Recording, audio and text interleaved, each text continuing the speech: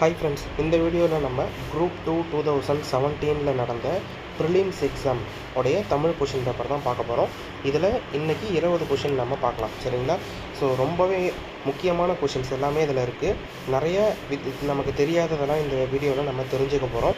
So வாங்க, உங்களுக்கு இதில் டிஃபிகல்ட்டாக கஷ்டமாக இருக்கிறத கூட நான் உங்களுக்கு ஈஸியாக எப்படி ஹேண்டில் பண்ணணும் அப்படிங்கிறத சொல்லிக் கொடுக்குறேன், சரிங்களா? ஸோ இன்றைக்கி நம்ம பார்க்க போகிறது இந்த கொஷின் பேப்பரில் வெறும் 20 கேள்விகள் மட்டும்தான், சரிங்களா? ஸோ வாங்க, டைம் வேஸ்ட் பண்ணாமல் வீடியோக்குள்ளார போயிடலாம். இந்த 20 கொஷின்ஸ் அப்படிங்கிறது ரொம்பவே உங்களுக்கு யூஸ்ஃபுல்லாக இருக்கும். இன்றைக்கி நீங்கள் நிறைய விஷயம் தெரிஞ்சுக்கிட்ட மாதிரியும் இருக்கும். ஸோ கடைசி வரைக்கும் வீடியோவை ஸ்கிப் பண்ணாமல் பாருங்கள், ரொம்பவே யூஸ்ஃபுல்லாக இருக்கும். சரி வாங்க, இன்றைக்கி வீடியோக்குள்ளே நம்ம போயிடுவோம். ஃபஸ்ட்டு கொஷின் பாருங்கள், கரிசலாங்கண்ணி என்னும் மூலிகையை குறிக்காத பெயர். முதல்ல கரிசலாங்கண்ணி அப்படிங்கிறது ஒரு மூலிகை, சரிங்களா? அந்த மூலிகை குறிக்காத பெயர் என்ன அப்படின்னு கேட்குறாங்க. விடை பாருங்கள், சிங்கவல்லி. ஸோ சிங்கவல்லி அப்படிங்கிறது தான் கரிசலாங்கண்ணியை குறிக்காத வேறு பெயர். ஏன் அப்படின்னா, சிங்கவல்லி அப்படிங்கிறது தூதுவளையோடைய வேறு பெயர், சரிங்களா? தூதுவளை அப்படின்ற மூலிகை இருக்கு இல்லையா, அதனுடைய வேறு பெயர் தான் என்னென்னா சிங்கவல்லி. இந்த தூதுவளையை வள்ளலார் ஒரு பேர் வச்சுருப்பார், ஞான பச்சிலை அப்படின்னு வள்ளலார் சொல்லியிருப்பார், சரிங்களா? இதையும் நீங்கள் ஞாபகம் வச்சுக்கோங்க. தூதுவளையை வள்ளலார் என்னன்னு சொல்லி சிறப்பித்து சொல்லியிருக்காருன்னா ஞான பச்சிலை. அப்போ தூதுவளைக்கு பாருங்கள் எத்தனை பேர். தூதுவளை அப்படிங்கிறது நமக்கு தெரியும், ஞான பச்சிலை, சிங்கவல்லி, இதெல்லாமே தூதுவளையோடைய வேறு பெயர்கள். அப்போ கரிசலாங்கண்ணியை குறிக்காத வேறு பெயர் அப்படின்னா சிங்கவல்லி, சரிங்களா? மீதி எல்லாம் கரிசாலை, கையாந்தகரை, தேகராசம், இதெல்லாமே கரிசலாங்கண்ணியை குறிக்கும் வேறு பெயர்கள், ஓகேங்களா? ஸோ இதுதான் இதில் பொருந்தாதது. இது பார்த்துக்கோங்க. இதை பேஸ் பண்ணி ஒரு ஷார்ட்ஸ் உங்களுக்கு நான் அப்லோட் பண்ணியிருப்பேன். இந்த வீடியோ முடிஞ்சதுக்கப்புறம் அந்த ஷார்ட்ஸ் நீங்கள் எடுத்து பாருங்கள், உங்களுக்கு இது ஈஸியாக புரியும், சரிங்களா? ஸோ அடுத்தது நம்ம போயிடலாம். நெக்ஸ்ட்டு பாருங்கள், அன்பும் அறனும் உடைத்தாயின் இல்வாழ்க்கை பண்பும் பயனும் அது, இக்குறளில் பயின்று வரும் பொருள்கோள் எது அப்படின்னு கேட்குறாங்க. என்ன ஆன்சர் அப்படின்னா நிரல் நிறை பொருள்கோள், சரிங்களா? எப்படி நிரல் நிறை பொருள்கோள் அப்படின்னா, இங்கே பாருங்கள், அன்பு பண்பு, அறனும் பயணம், இந்த மாதிரி இதை ரோஸ் அண்ட் காலம்ஸ் மாதிரி நம்ம எடுத்துக்கலாம். அன்பும் பயணம், இதுக்கு இது சேம் மீனிங், சிமிலரான மீனிங்காக வருது பாருங்கள். அதே மாதிரி அறனும் பயணம், இதுவும் மீனிங் சேமாக இருக்கும். அப்போது இல்வாழ்க்கையை பற்றி இதில் திருவள்ளுவர் சொல்லியிருக்காரு. இல்வாழ்க்கையில் அன்பு இருந்தால் பண்பு இருக்கும், அதே மாதிரி அரண் இருந்தால் இல்வாழ்க்கையில் பயன் அப்படிங்கிறது இருக்கும். இந்த மாதிரி நிரல் நிறையாக பொருள் கொண்டால் இதுதான் என்ன அப்படின்னா நிரல் நிறை பொருள்கோள், சரிங்களா? பொருள்கோள் மொத்தமாக எத்தனை வகைப்படும்? 8 வகைப்படும். இதையும் நீங்கள் ஞாபகம் வச்சுக்கோங்க. நெக்ஸ்ட் கொஷினுக்கு போயிடலாம். 3வது பாருங்கள், கேண்மை இச்சொல்லின் எதிர் சொல். கேண்மை அப்படிங்கிற சொல்லுக்கான எதிர் சொல் என்னன்னு கேட்குறாங்க. பகை. கேண்மைக்கான பொருள் என்ன? கேண்மைக்கான பொருள் நட்பு. நீங்கள் கொஷினை நல்லா வாசிக்கணும். கேண்மைக்கான பொருள் கேட்டிருக்காங்களா இல்லை கேண்மைக்கான எதிர் சொல் கேட்டிருக்காங்களா அப்படிங்கிறத பார்க்கணும். நிறைய பேர் ஷேட் பண்ணதுக்கு அப்புறமா கொஷினை ஃபுல்லாக படிப்பாங்க. நம்ம அந்த தப்பை பண்ணக்கூடாது. கேண்மை என்னும் சொல்லியிருக்கான எதிர் சொல் அப்படின்னு கேட்டிருக்காங்க. அப்போ இதுக்கான எதிர் சொல் பகை. நெக்ஸ்ட்டு பாருங்கள், 4th கொஷின், பாலை நிலத்திற்கு உரிய பறவைகள் யாவை? பாலை நிலத்திற்கு உரிய பறவைகள் புறா, பருந்து, இது ரெண்டும் தான் பாலை நிலத்திற்கு உரிய பறவைகள். கிளி மயில் அப்படிங்கிறது குறிஞ்சி நிலத்திற்கு உரிய பறவைகள். கிளி மயில் அப்படிங்கிறது குறிஞ்சி நிலத்திற்கு உரிய பறவைகள். இங்கே பாருங்கள், நாரை அன்னம், இது மருதம் நிலத்திற்கு உரிய பறவைகள். நாரை அன்னம் அப்படிங்கிறது மருத நிலத்திற்கு உரிய பறவைகள். கடற்காகம், அப்போ இங்கே கடல்னு கொடுத்துட்டாங்க. நமக்கு தெரியும் கடல் அப்படின்னா என்னது? நெய்தல். ஏன்னா நெய்தல் நிலத்தை தான் நம்ம கடலும் கடல் சார்ந்த இடமும் அப்படின்னு சொல்லுவோம். அப்போது நெய்தல் நிலத்திற்கு உரியது கடற்காகம். இதில் பொருந்தாது. இதில் பாலை நிலத்திற்கு உரிய பறவை அப்படின்னா புறா, பருந்து, சரிங்களா? இதுதான் பாலை நிலத்திற்கு உரியது. மீதி இருக்கிறதெல்லாம் நீங்கள் எழுதி வச்சுக்கோங்க. அடுத்த தடவை எக்ஸாமில் கேட்டாங்கன்னா நமக்கு யூஸ்ஃபுல்லாக இருக்கும். நெக்ஸ்ட்டு பாருங்கள், துறந்தார் பெருமை துணைக்கூறின் வைய திறந்தாரை எண்ணி கொண்டற்று, இதில் அமைந்து வரும் மோனை என்ன அப்படின்னு கேட்குறாங்க. ஆன்சர் பாருங்கள், பொழிப்பு மோனை. பொழிப்பு மோனை அப்படின்னா என்னென்னா அதாவது அடி, இது ஒரு அடி, இது ஒரு அடி, இல்லைங்களா? ஸோ இதில் முதல் சீரும் 3வது சீரும், ஒரு அடியில் முதல் சீரும் 3வது சீரும் ஒன்றி வந்தால் அதுதான் பொழிப்பு மோனை. இங்கே பாருங்கள், துறந்தார், முதல் சீர் பாருங்கள், துறந்தாரில் தூ வந்திருக்கு, முதல் எழுத்து. அதே மாதிரி 3வது சீர் பாருங்கள், துணைக்கூறின் தூ வந்திருக்கு. அப்போது இந்த மாதிரி முதல் சீரும் 3வது சீரும் ஒன்றி வருது அப்படின்னா இதுதான் என்னென்னா பொழிப்பு மோனை. இதை நீங்கள் ஞாபகத்தில் வச்சுக்கோங்க. நெக்ஸ்ட்டு பாருங்கள், இன்பம் விளையான் இடும்பை இயல்பென்பான் துன்பம் உறுதல் இலன். இதில் அமைந்து வரும் தொடை நயம் என்ன அப்படின்னு கேட்குறாங்க. முதல்ல அப்போது இந்த குறளுக்கான அர்த்தம் நமக்கு தெரியணும். என்ன அப்படின்னு பார்த்தீங்கன்னா, ஒருவன் தன்னுடைய வாழ்க்கையில் இன்பம் மட்டுமே வேணும் அப்படின்னு நினைச்சு வாழாமல் துன்பமும் தன்னுடைய வாழ்க்கையில் ஒரு பகுதியாக இருக்கும் அப்படிங்கிறத அவன் எண்ணி வாழ்ந்தால் திடீர்னு அவனுக்கு துன்பம் வரும்பொழுது அந்த துன்பம் அப்படிங்கிறது பெருசாக தெரியாது இல்லைங்களா? ஸோ அதுதான் என்ன அப்படின்னா இந்த குறளுக்கான பொருள். இன்பம் விளையான் இடும்பை அப்படின்னா துன்பம் அப்படின்னு அர்த்தம். இடும்பை இயல்பென்பான், அதாவது இடும்பை துன்பத்தை எண்ணி வாழ்ந்தால் துன்பம் உறுதல் இலன். துன்பம் வரும்பொழுது அந்த துன்பம் பெருசாக தெரியாது. அப்போ இங்கே பாருங்கள், ஒரே அடியில் இன்பம் துன்பம், இடும்பை அப்படின்னா துன்பம், ஞாபகம் வச்சுக்கோங்க. இடும்பை அப்படின்னா துன்பம், ஒரே அடியில் இன்பம் துன்பம், இது ரெண்டுத்தையும் அப்படியே ஆப்போசிட்டாக முரண்படுத்துகிற மாதிரி சொல்லியிருக்காங்க. அதனால தான் இது என்ன அப்படின்னா அடி முரண் தொடை. சரிங்களா? முரண்படுற மாதிரி இன்பத்தையும் சொல்லியிருக்காங்க, துன்பத்தையும் சொல்லியிருக்காங்க. இதுதான் இதுக்கான ஆன்சர், அடிமுரண் தொடை. உங்களுக்கு புரியும்னு நினைக்கிறேன். நெக்ஸ்ட் கொஷின் போயிடலாம். அரியவற்றுள் இச்சொல்லை அசை பிரித்து சரியான விடையை எழுதுக. இந்த மாதிரி அழகீட்டு வாய்ப்பாடெல்லாம் கேட்பாங்களா, இது நம்ம சிலபஸில் இருக்கா அப்படின்னு நினைக்காதீங்க. நமக்கு அழகு 7க்கு கீழே சிலபஸில் என்ன கொடுத்துருப்பாங்கன்னா 6 முதல் 10ஆம் வகுப்பு வரை உள்ள புத்தகங்களை படிக்க வேண்டும் அப்படின்னு தான் நமக்கு கொடுத்துருப்பாங்க. அப்போ எல்லா இலக்கணத்தையும் தான் நம்ம படிக்கணும், எதையும் ஒமிட் பண்ணக்கூடாது. இங்கே பாருங்கள், அரியவற்றுள், இதை நீங்கள் ஜஸ்ட்டு இப்போ தெரிஞ்சுக்கோங்க. நான் அடுத்தது ஒரு வீடியோவாக கூட நான் உங்களுக்கு மேக் பண்ணுறேன். சரிங்களா?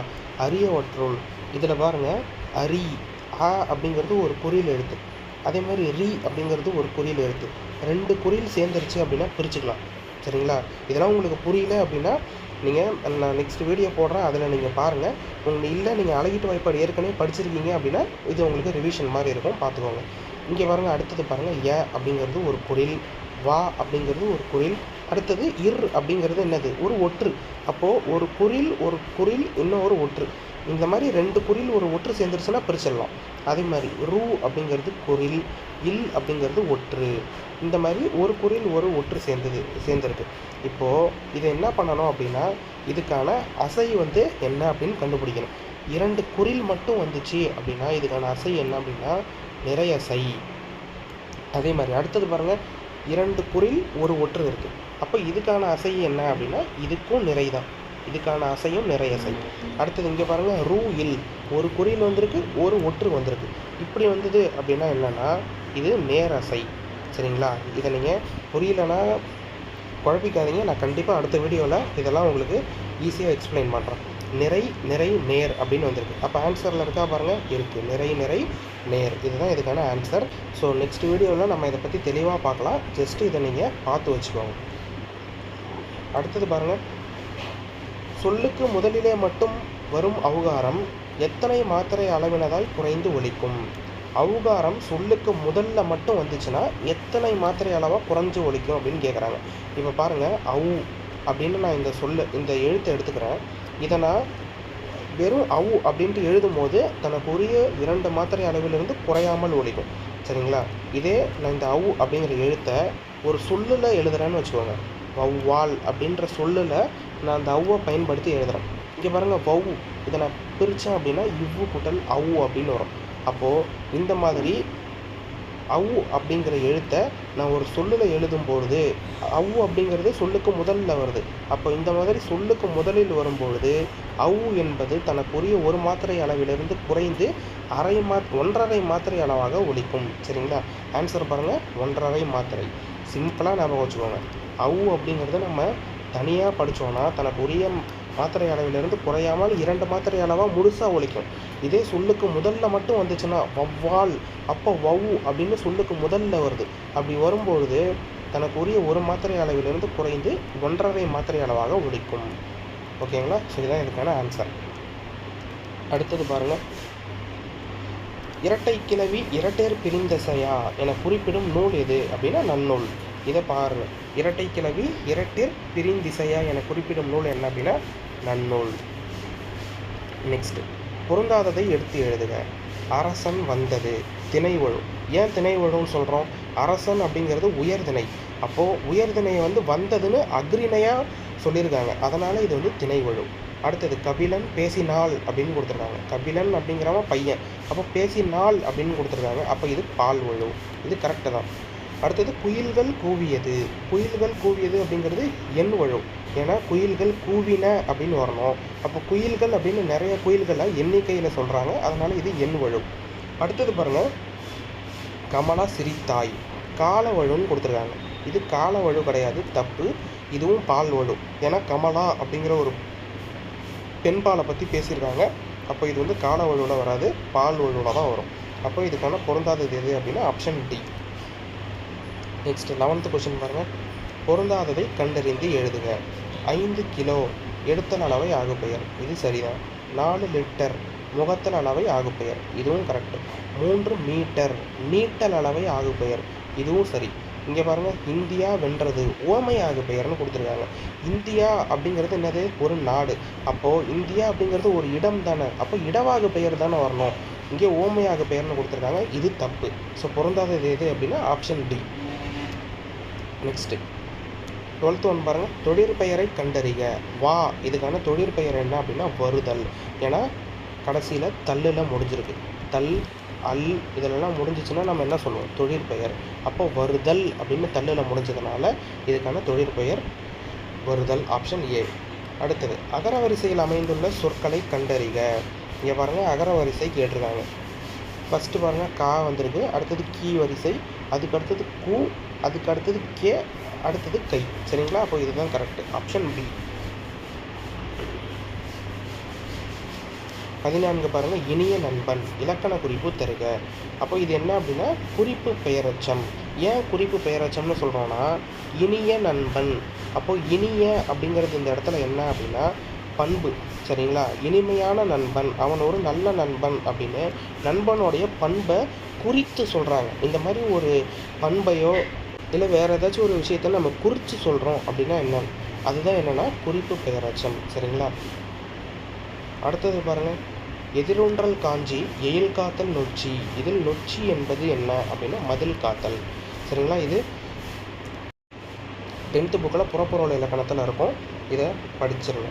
நொச்சி அப்படிங்கிறது மதில் காத்தல், நொச்சி பூவை சூடிக்கொண்டு போரிடுவது, அதுதான் என்ன அப்படின்னா நொச்சி திணை. ஸோ இதில் மதில் காத்தல் அப்படிங்கிறது தான் கரெக்டு. ஏன்னா இங்கேயே கொடுத்துருக்காங்க பாருங்கள், எயில் காத்தல் அப்படின்னா மதில் காத்தல் அப்படின்னு தான் அர்த்தம். அடுத்தது சொல்லை பொருளோடு பொறுத்துக. வனப்பு, வனம் அப்படின்னாலே நமக்கு தெரியும் காடு. அடுத்தது அடவி அப்படின்னா என்னென்னா, சாரி வனப்பு அப்படின்னா அழகு. ஓகேங்களா? டூ வரும், மாற்றிடலாம். வனப்பு என்பது அழகு, வனப்பு அழகு. அடவி என்பது காடு. அடுத்தது பாருங்கள், வீறு அப்படின்னா வலிமை, வீரம். அடுத்தது மதுரம் அப்படின்னா என்னென்னா இனிமை. ஸோ இதுக்கான ஆன்சர் ஆப்ஷன் ஏ 2413. அடுத்தது 17 பொறுத்துக. திரிகடுகம், இதனுடைய ஆசிரியர் யார்? நல்லாதனார். ஆசார கோவையோட ஆசிரியர் பெருவாயிர் முள்ளியார். இதுக்கான ஷார்ட்கட் பாருங்கள், ஆசார கோவை. ஆச்சாரமாக பேசினா வாயில் அடிச்சுக்கணும் அப்படின்னு ஞாபகம் வச்சுக்கோங்க. ஆசார கோவை அப்படின்னா அப்போ பெருவாயிர் முள்ளியார். அடுத்தது பழமொழி 400 அப்படின்னா முன்றுரை அரையனார். அடுத்தது சிறு பஞ்ச மூலம் அப்படின்னா காரியாசான்.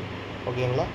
ஸோ ஆசார கோவைக்கு மட்டும்தான் எனக்கு ஷார்ட்கட் தெரியும், மீதி இருக்கிற 3 வந்து ஜஸ்ட் அப்படியே நீங்களும் படிச்சுக்கோங்க.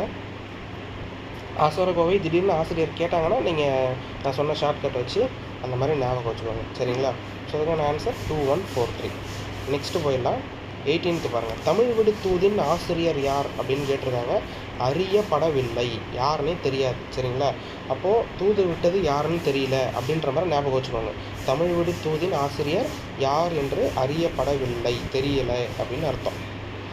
தூது விட்டது யாருன்னு தெரியலையே அப்படின்னு நீங்கள் ஞாபகம் வச்சுக்கோங்க. அதனால் ஆசிரியரும் யாருன்னு தெரியல. அடுத்தது ஐஞ்சிறுங்காப்பியங்கள் என்னும் வகைப்பாட்டில் இல்லாத நூல் எது அப்படின்னா குண்டலகேசி. குண்டலகேசி அப்படிங்கிறது ஐம்பெருங்காப்பியங்களில் ஒன்று. சரிங்களா? ஐம்பெருங்காப்பியங்களில் ஒன்று குண்டலகேசி.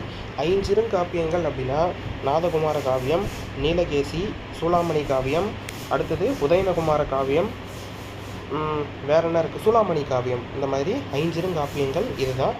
அப்போ குண்டலகேசி அப்படிங்கிறது இதில் தப்பு. நெக்ஸ்ட்டு பாருங்கள், இணையில்லை முப்பாலுக்கு இந்நிலத்தை என பாடியவர் யார் அப்படின்னா பாரதிதாசன். இணையில்லை முப்பாலுக்கு இன்னிலத்தை என பாடியவர் பாரதிதாசன். ஸோ இதோட நமக்கு இந்த வீடியோவில் 20 கொஷின்ஸ் அப்படிங்கிறது நம்ம முடிச்சிட்டோம். நாளைக்கு வீடியோவில் ரிமைனிங் இருக்கிற கொஷின்ஸ் எல்லாத்தையுமே இந்த கொஷின் பேப்பரில் நம்ம கவர் பண்ணலாம். இந்த வீடியோ உங்களுக்கு பிடிச்சிருந்தது அப்படின்னா சப்ஸ்கிரைப் பண்ணிக்கோங்க, உங்கள் ஃப்ரெண்ட்ஸ்க்கும் ஷேர் பண்ணுங்கள். ஸோ அடுத்த வீடியோவில் நம்ம அடுத்த இருக்கக்கூடிய கொஷின்ஸோட சந்திக்கலாம். Thank you friends.